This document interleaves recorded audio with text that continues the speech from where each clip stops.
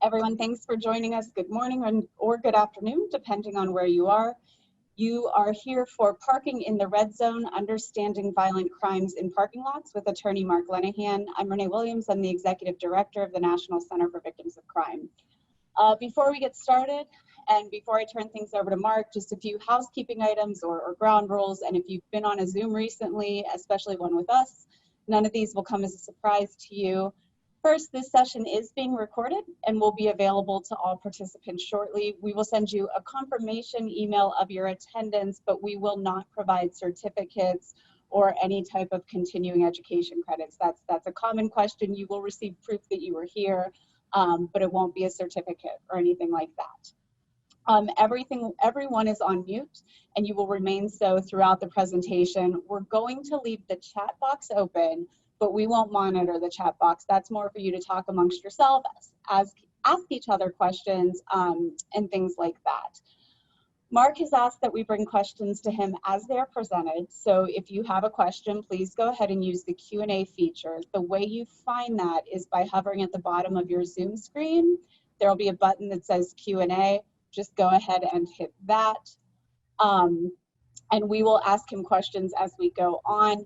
If we don't get to any questions by the end of session, we will try to provide those answers via email later. With that, it is my pleasure to introduce Mark Lenahan. Mark is the former president of the National Crime Victim Bar Association and the current chairman of the National Compassion Fund. He's licensed in Texas, North Dakota, and DC, and represents victims of crime as well as victims of severe personal injuries. And we are absolutely delighted to have them today. So with that, Mark, please take it away. Good morning, everybody. Let's see if I can get this thing started for us here. I think I should have hit share screen first. Let's try that. Share screen.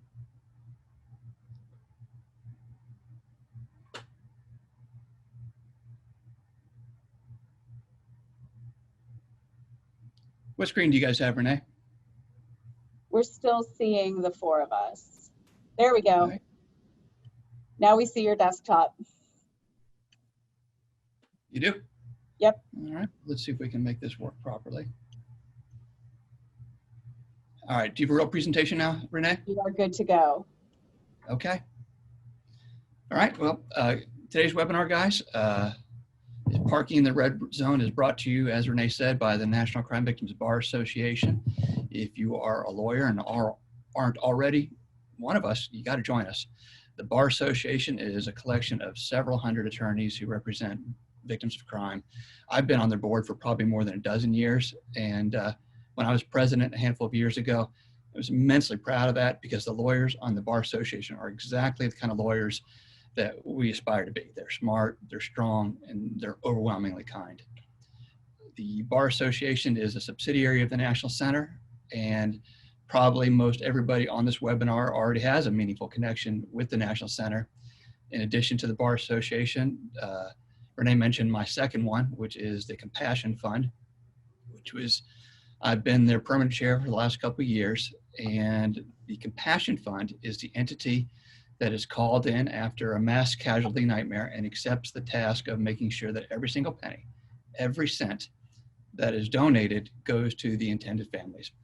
And that's what the Compassion Fund has done after attacks including Walmart in El Paso and the MGM in Vegas, Pulse nightclub in Orlando, Parkland High School north of Miami, Santa Fe High School south of Houston, and far too many others. Okay, let's get started. First, a disclaimer. Crime victims lawyers have learned to see things that are easy to overlook, and I'm going to try to teach you some of those things. In doing so, there's a real chance that I'm going to ruin the way you see a parking lot. I don't want you to live in fear, but I do want you to be able to see what's what in a parking lot in a more aware way. I know that the song doesn't really apply, but it has been running through my head since I started working on this presentation for y'all, so I couldn't help but make a slide. And I figured that if I grow too boring, at least you can sing Joni Mitchell to yourself, or Black Crows, Counting Crows, one of them. Our process is going to be simple enough. I'm going to step you through a variety of parking lot crimes, and we'll talk about each for a few minutes.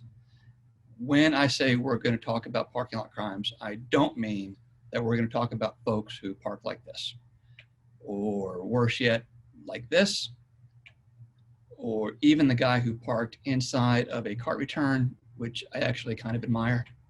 We're going to talk about violent crimes. So how serious is the problem of violent crimes in parking lots? We most often become victims of crime in a residence. The next most likely place is when we're in a parking lot, number 2. That's where 4% of all assaults happen.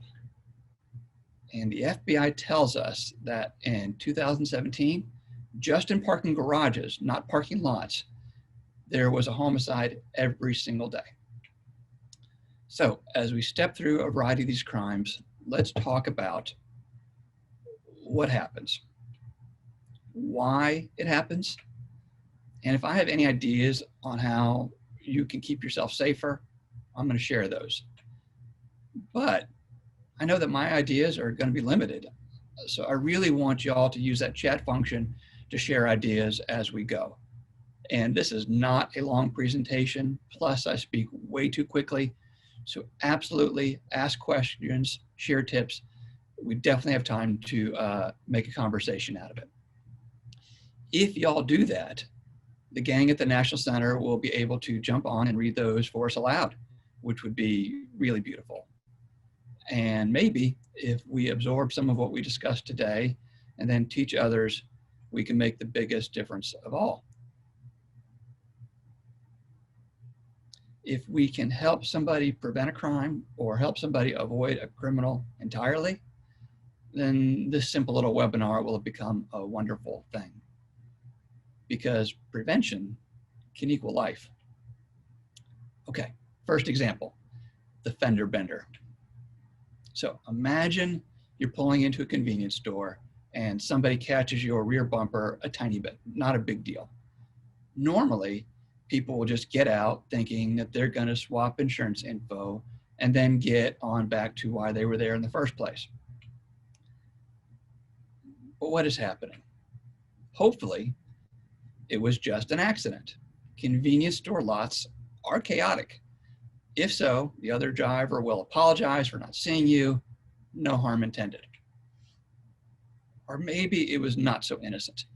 Maybe it is a shakedown and the driver is going to try to Jedi mind trick you into getting $500 out of the ATM and then saying, you pay me and we'll just forget about it.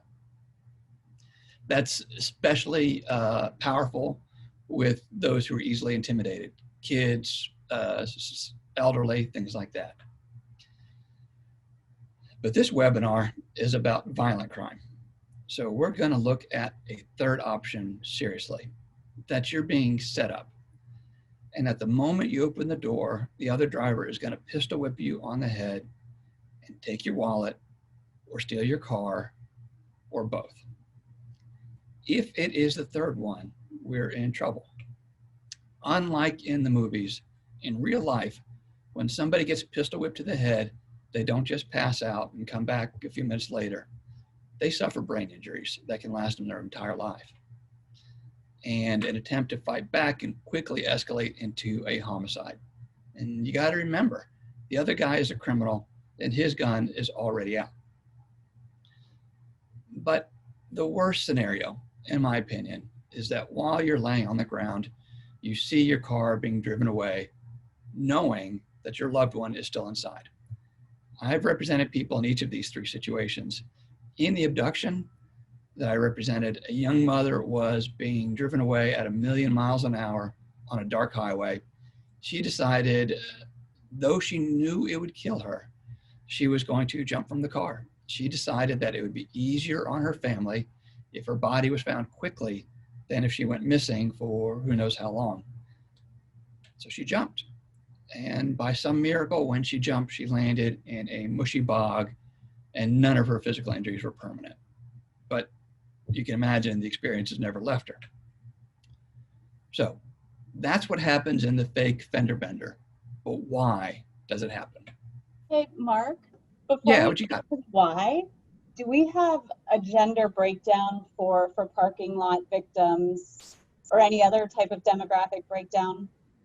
You know, I don't have the demographics for you. There's a million studies on it. It's going to be way more location based, I think, than target based. They're very much crimes of opportunity. They look for people who look vulnerable. One of the things my mom used to do a lot is we would pull up to a parking lot, and she would take all the valuables and lock them in the trunk. And she imagined that made the car safer from being broken into, but it didn't. The criminals are looking for people who put stuff in the trunk, and getting into the trunk's easy. You just break the window first and then pop the trunk. So putting stuff in the trunk is fine, but you want to do that before you get to the location. No, they're looking for opportunities, and the nature of parking lots is we become very predictable. We are in and out of a parking lot twice, so they can see us. They know what kind of store we're going into. They can have a guess about how long we'll be gone, and they know whether we're single or whether we're with 5 people. And it's easy to pick their victims. And so it's going to be anybody who's in a vulnerable situation is going to be who they want to go for. Okay, so why did it happen at the convenience store?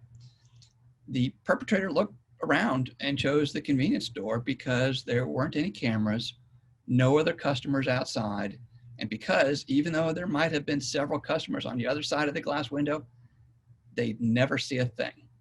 Bad stores obstruct the view with advertisements. Even worse ones block the windows entirely with shelves of product. So the folks inside, the cashier, the customers, can't tell what's going on in the parking lot. This is exactly the kind of scenario that lawyers and the Bar Association sue stores for. Those lawsuits sometimes secure real financial recoveries for the victims and their families, but you can't correct the kind of harm we're talking about with money. So what can be way more satisfying when we can do it is we can shut down the places that are places where crimes happen repeatedly, or force them to sell to better owners so that there aren't future victims. So how do you protect yourself? This is where I really want y'all to hit the chat button below and share some ideas. Though I use the convenience store in this example, a fake fender bender setup can happen in a zillion other places too. You're not going to be sure when you get in a fender bender if it is just an accident or something else when it happens.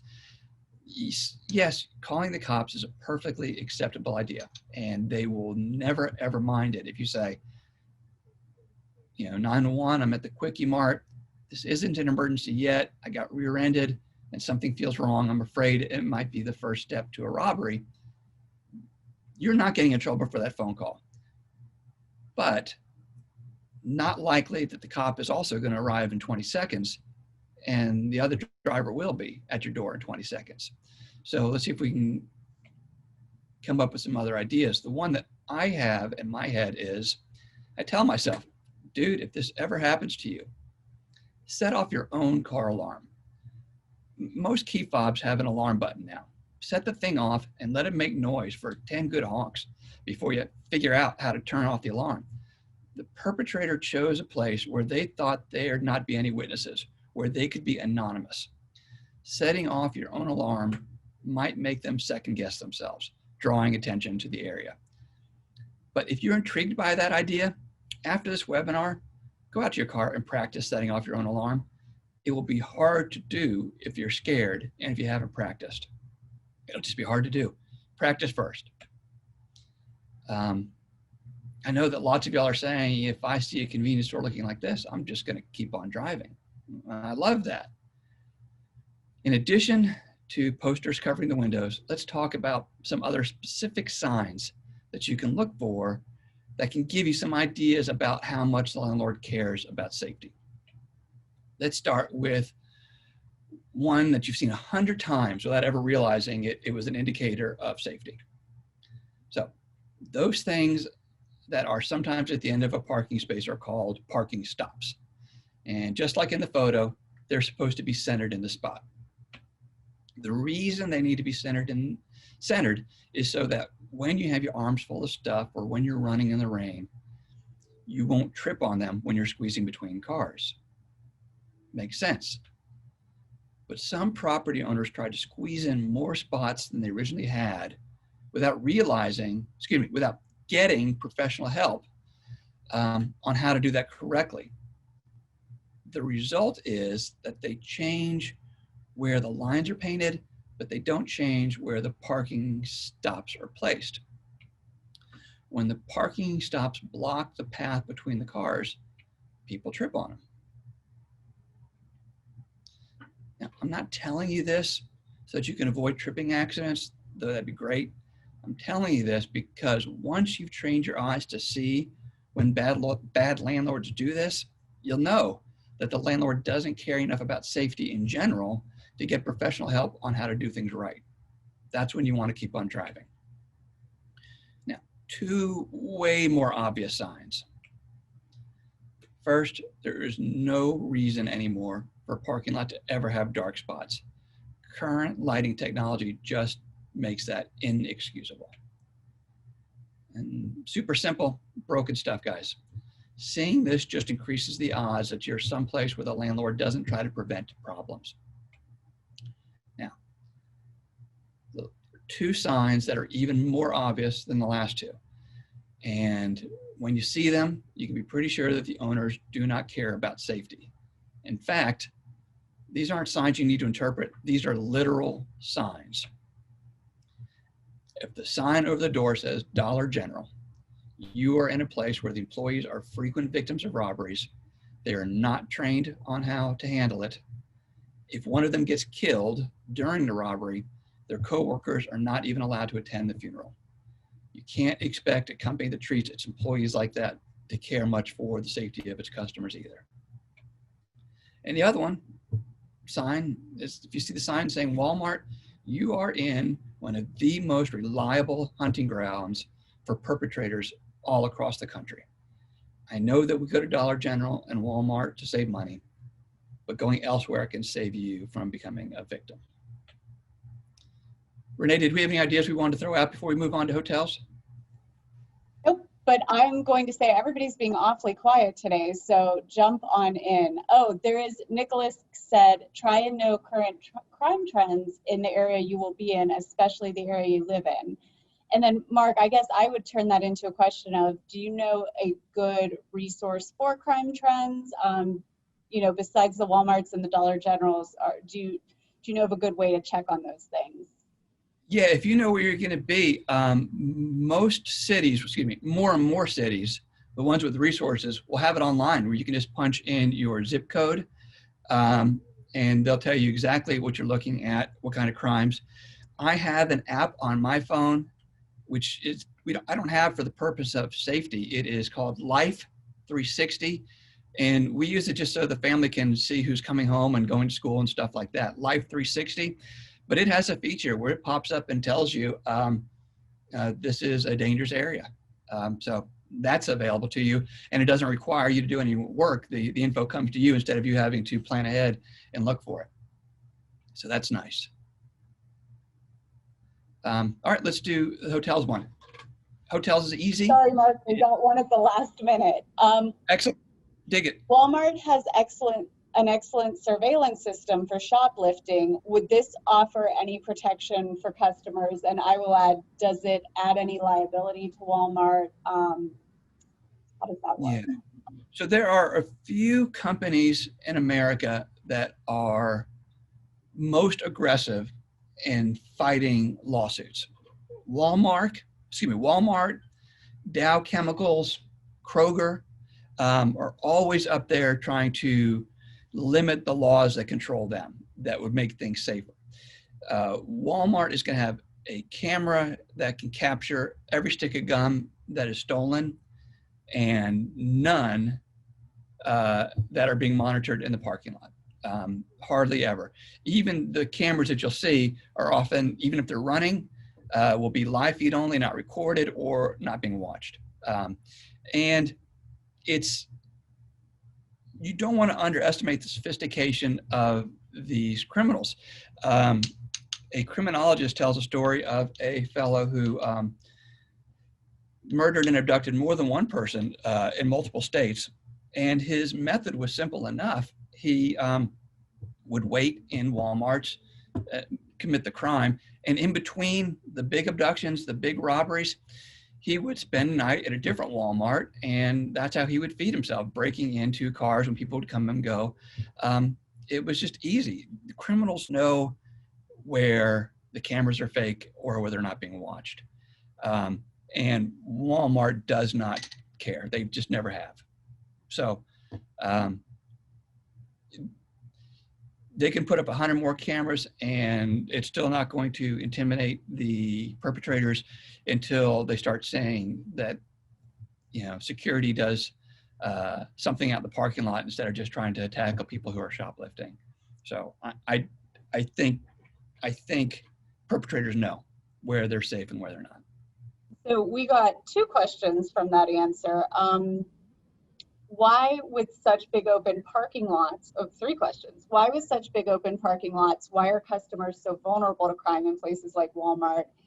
And then is there any attached liability to make sure that there are surveillance systems?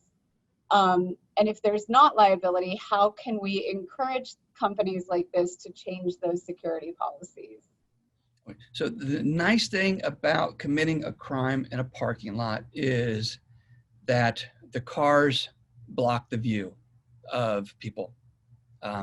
So if you are quick or subtle, you can break into a window and grab, you know, a pile of whatever's left on the seat pretty quickly. And nobody will see it. I mean, you think if you put an SUV next to a Honda Civic, nobody's going to see the Civic. And, you know, you can position it, your own SUV, where you want to block view pretty easily. And they're glad to do it. Renee, I forgot the other parts of where we were going with that. Oh, what liability? So so most crimes that happen at Walmart, thank goodness, don't involve injury. They are thefts. You know, you break in, you steal the radio or something else you can sell. Here's how the law works on that kind of crime, in almost every state. Let's say your $2,000 radio is stolen. In order to fight that, you're going to need to sue Walmart, and the jury is allowed to give you, in most states, the exact amount of what was stolen and not a penny more for your inconvenience, for your legal fees, or anything else. So even if, you know, your lawyers, you hired Clarence Darrow and F. Lee Bailey, you know, you're not allowed to pay them. The jury's not allowed to pay them. You get $2,000. So how are you going to pay for your attorney's fees without going down in the hole?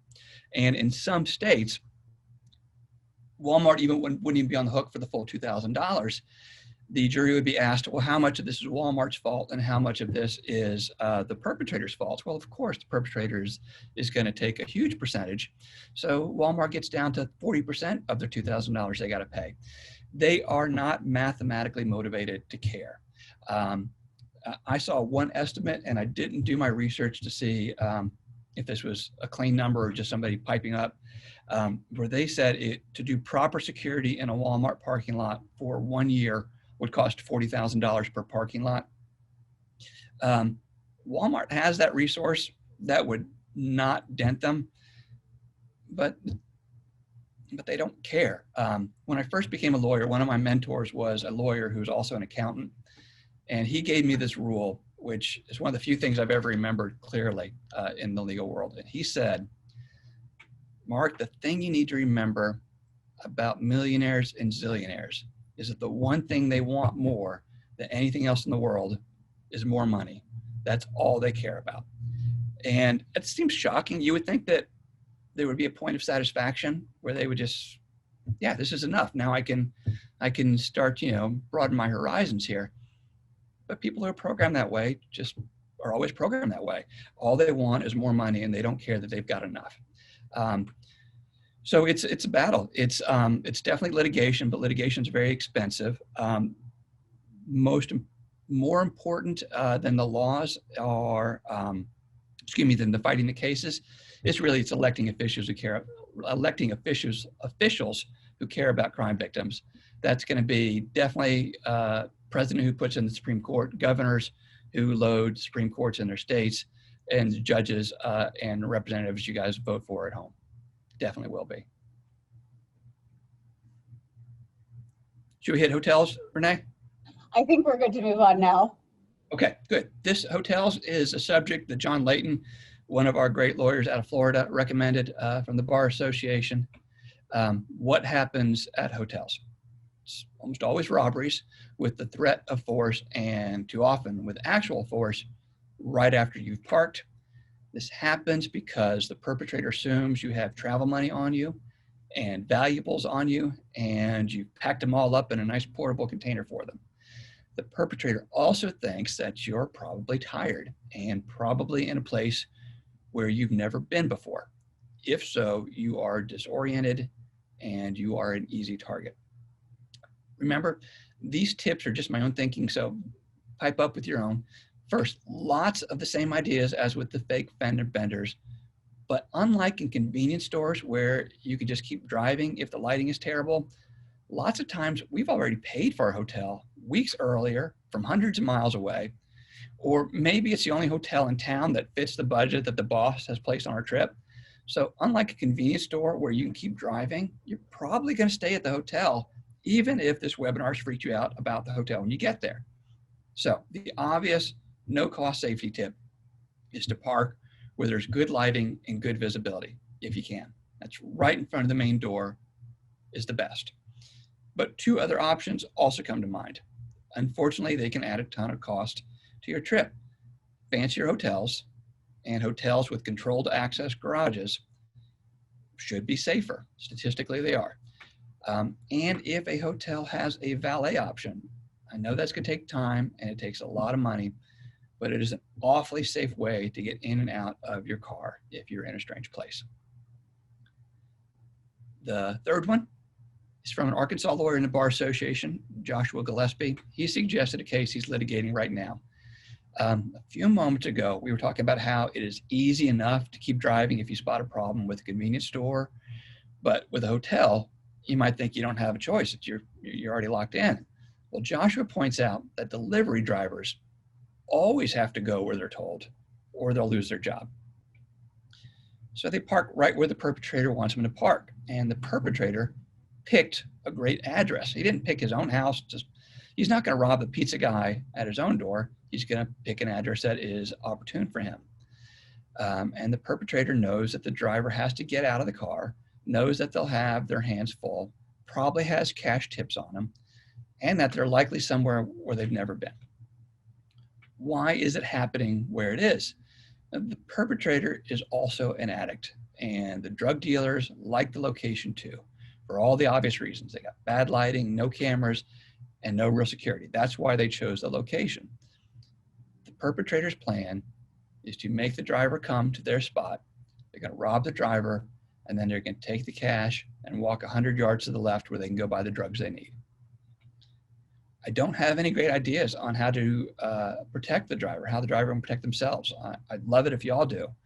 But from the lawyer side of things, we've got to sue the apartment complexes when these crimes happen. The goal is almost always to force them to sell to better owners. I'd also like to see litigation against the delivery companies that results in more delivery drivers wearing live body feeds, so that a camera is constantly filming what's going on and it's being uploaded, and perpetrators will learn pretty quickly that if they bring harm to anybody, that it is being recorded. Anything before we move to collisions? We do have a curiosity question. Why are you barred in North Dakota? That's rare. Okay, well, that's completely unrelated, but I'll be glad to give you the 20-second version. I had an oil well case where an oil well blew up and hurt a few people. I didn't have the most severely injured client. I had the second most severely injured client. And I spoke to the lawyer who had the first most severely injured client. And he was the spoiled lawyer who got these clients all the time because of where he was. He'd been around for a million years. And honestly, I was pretty disgusted in the way he took care of his client. And I thought, well, I have not been around a million years. I don't know everybody in the oil field community. I will never get the chance to represent people like him, like that client needed. So I thought that if I applied up in North Dakota, which is way more the Wild West, I would have a better shot at helping the people instead of seeing them getting shafted by lawyers who didn't care. So that was the idea, to go to a place where I could displace the old guard who I thought were honestly pretty bad lawyers. And I thought it'd be easy to do. It was a pain in the butt, to tell you the truth. But so I am licensed in North Dakota, and when the area code lights up in the middle of winter saying there's a new case there, I sometimes second guess myself if I should even answer the phone, because it can be just terrible. Thank you, because we have someone from South and North Dakota, so there you they go. are appreciative. Yeah, it's harsh on a guy like me to get up there. It's terrible in the winter. All right, so the collisions one.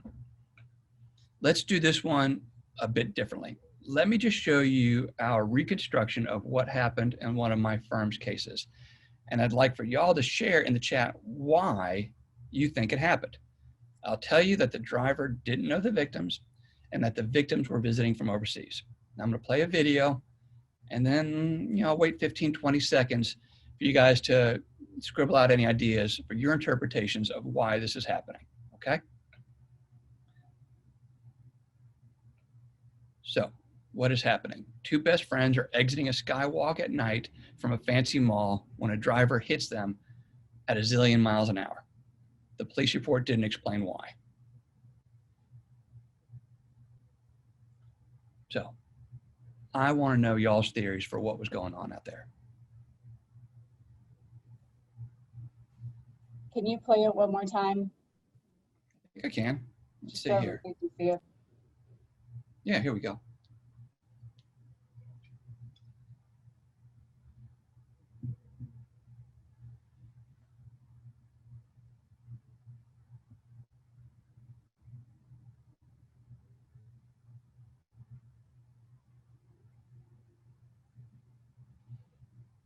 Okay, we have any detectives out there with some ideas? So we've got, is there drunk driving? The driver committed a different crime on another level and hit them while fleeing. Was the driver trying to get away from somebody else? They were going to pretend it was a suicide. Was this a hate crime? Was it a targeted hit? Lots of drunk driving, a drug hit. As morbid as this sounds, he wanted to seriously wound and rob them. Driver was experiencing a medical episode. Yeah, those are Juvenile driver. Those are awesome theories. Indeed, there is some intoxication going on by the driver. But let me see if let me give you two more pieces of evidence and see if this refines anybody else's ideas. Okay, and we should talk about the fleeing issue. This was definitely not a fleeing issue, but that is a real threat. You see it. In fact, one of my private investigators lost a family member last week to somebody who was running from a cop. So it's very real. Let me give you two more pieces of evidence. Let's see what you guys come up with here. This is the rooftop of the same garage. And tell me if you see anything there that affects your theories. And here's a second photo of the same rooftop, a different spot.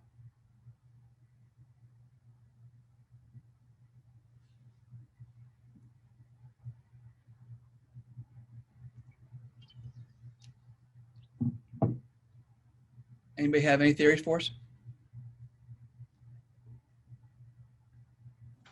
Joyriding, drag racing donuts. There you go. That's it. That theory is exactly our theory. In addition to these two photos, we have scoured the aerial imagery going back a decade, and there have always been donut skids on the roof. Our theory is that the driver start at the bottom and race to the top, ramp. When they get to the top, they do their celebration, and that the driver, in this case, wasn't trying to hurt anybody. He was joyriding exactly as a ton of other drivers have been doing at that garage for a decade.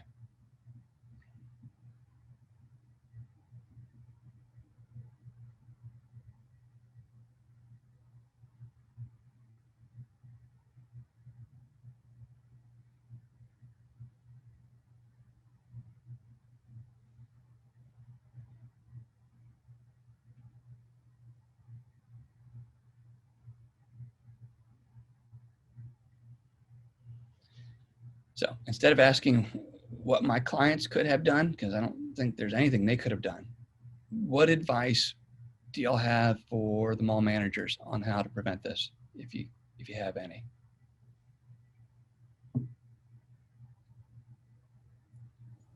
Everyone is saying speed bumps and security.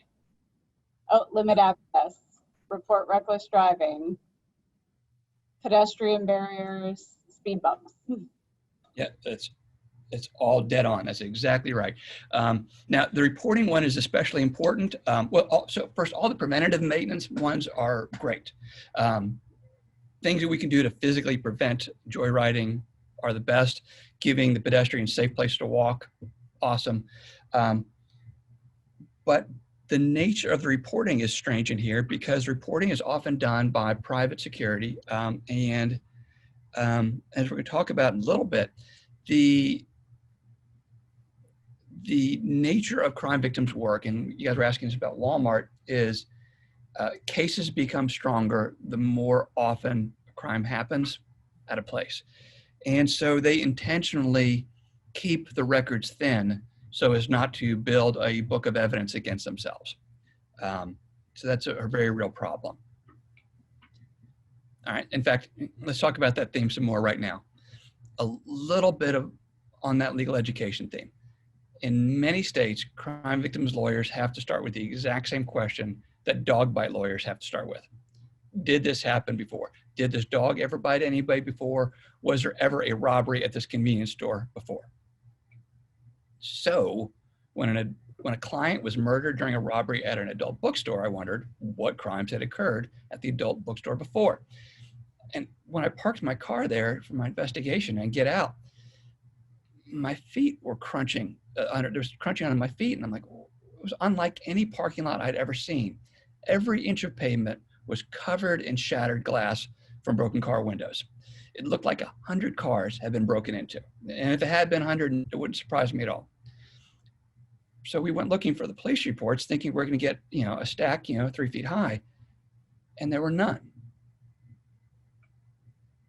When we ask the question why this time, let's ask it in two ways. Why was there so much crime, at least as it looked to me, at the place? And why were there no police reports if there was a bunch of crime there? If you have some theories about these two contradictory things, hit the chat.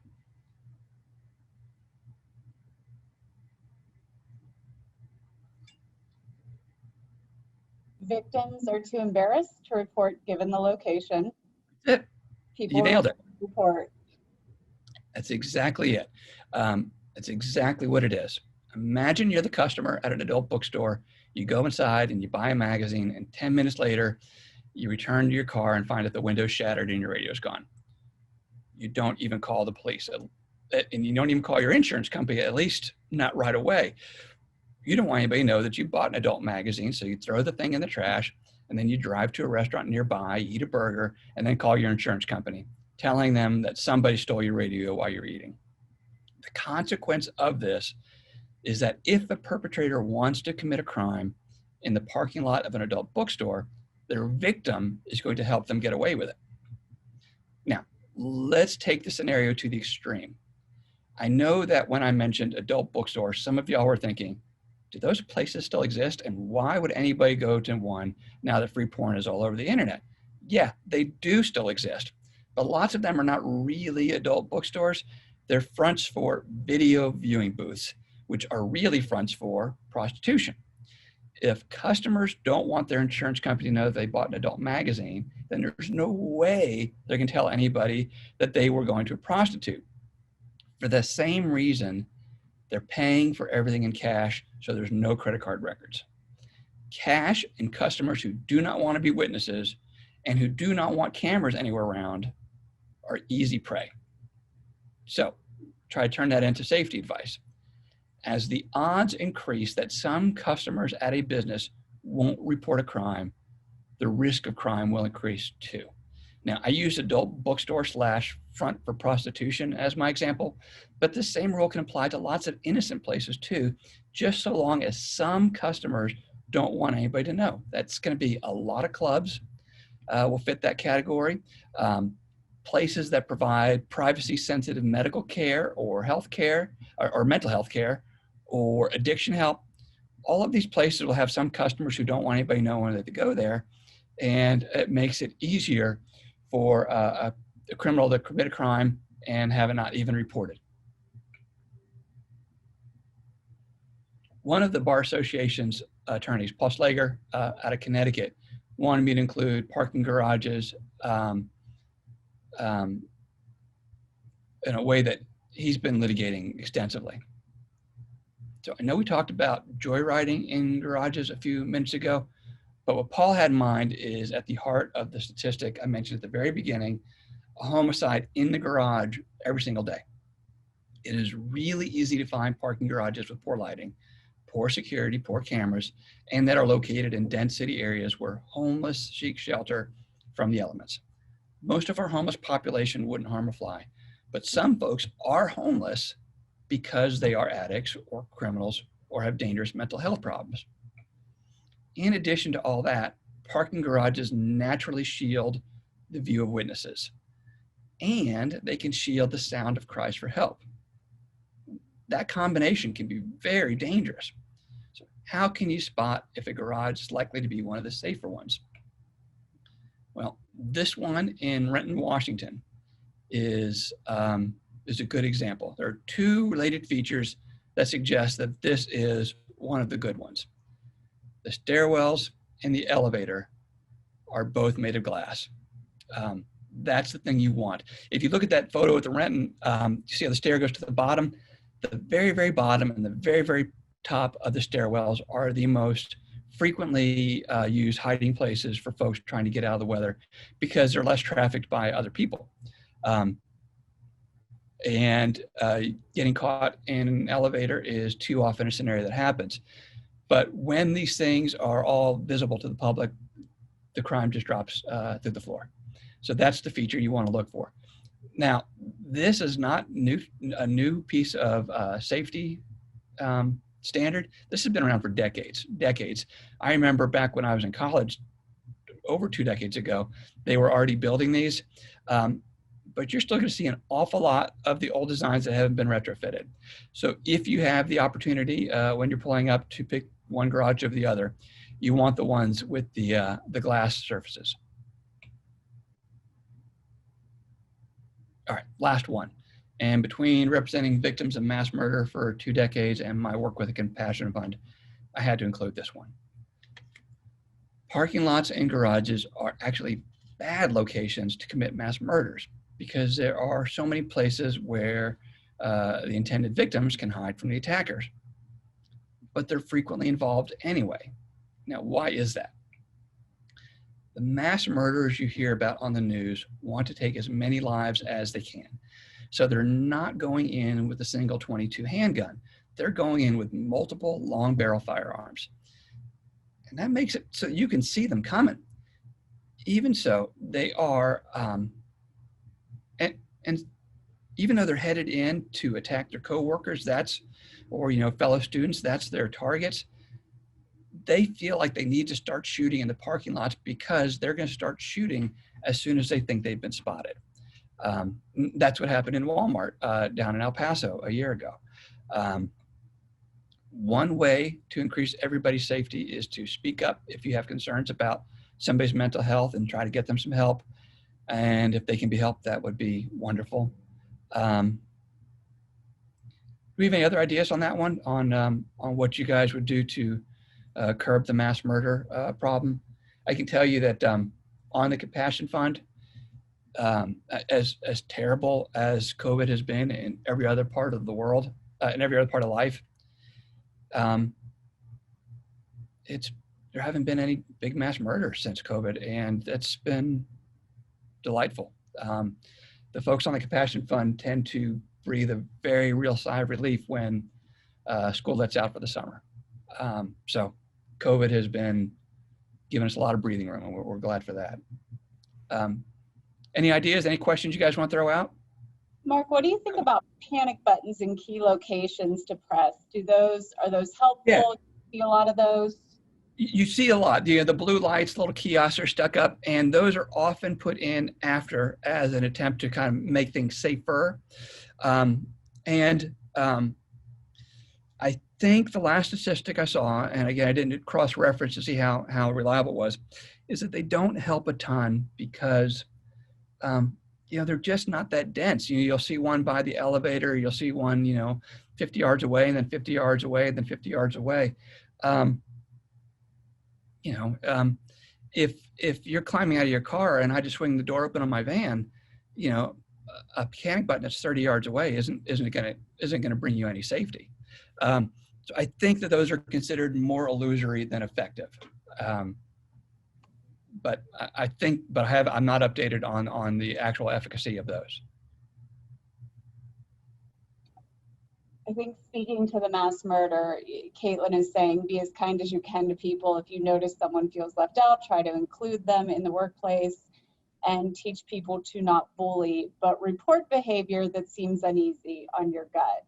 So I'd say even if you're not an employee in a place, if you come in and you see something suspicious, I guess if that's been reported to management, what does at what point do you establish some form of liability? If you're saying I'm concerned, I see this in the parking lot, where does liability come in for ownership and for management? It's almost always on should they have known better.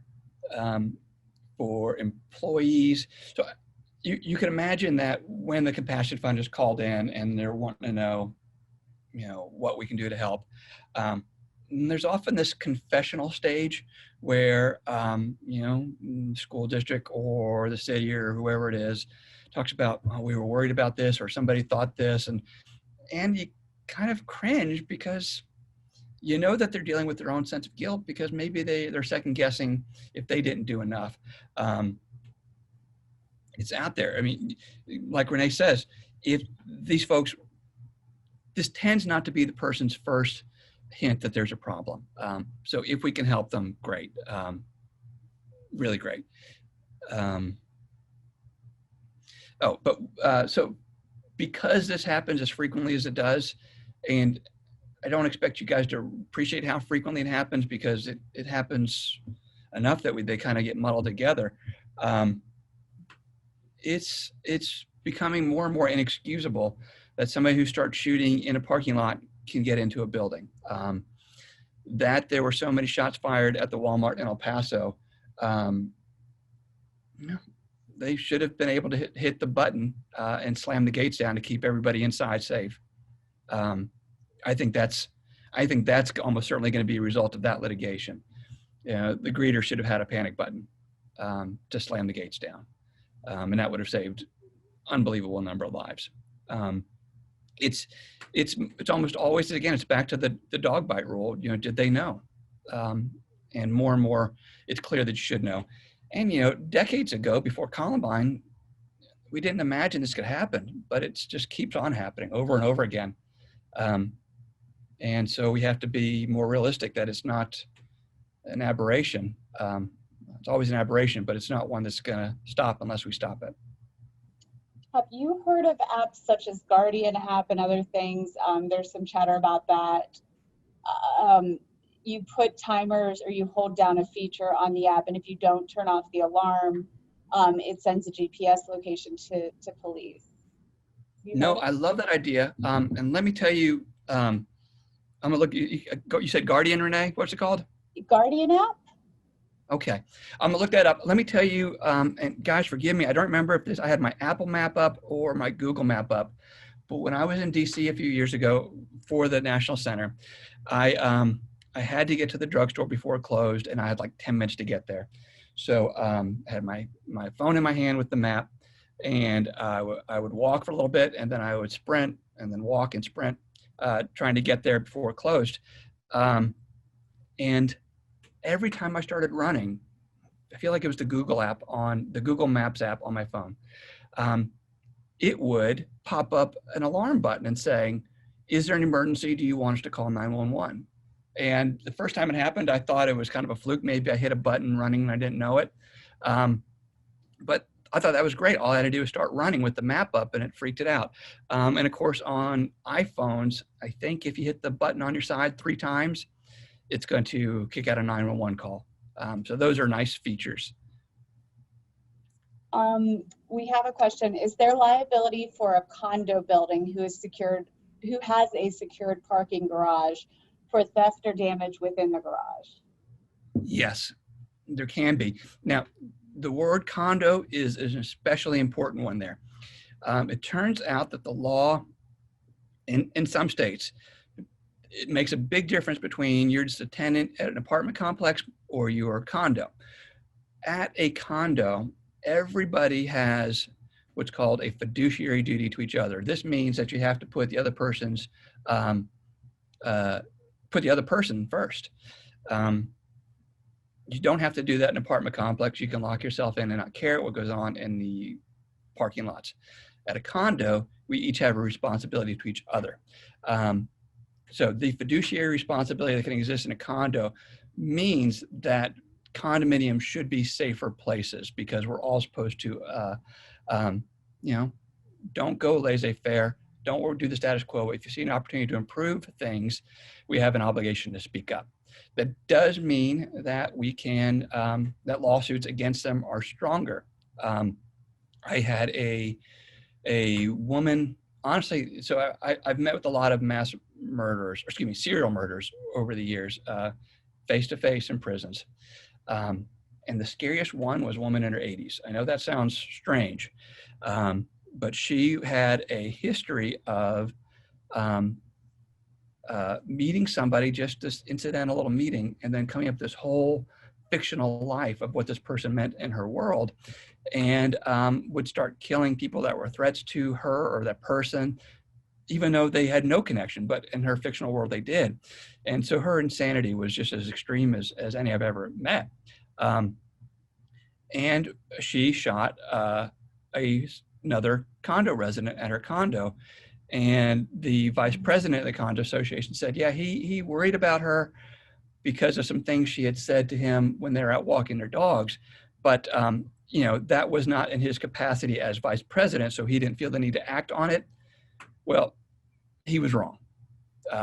In the condo association, he absolutely had a duty to act on it. And in a condo association, because we have a fiduciary duty, we're all supposed to take care of each other. For everyone asking, the app that was mentioned was the Guardian app, powered by Rave, and it's Cool. currently at least being used at Case Western Reserve University.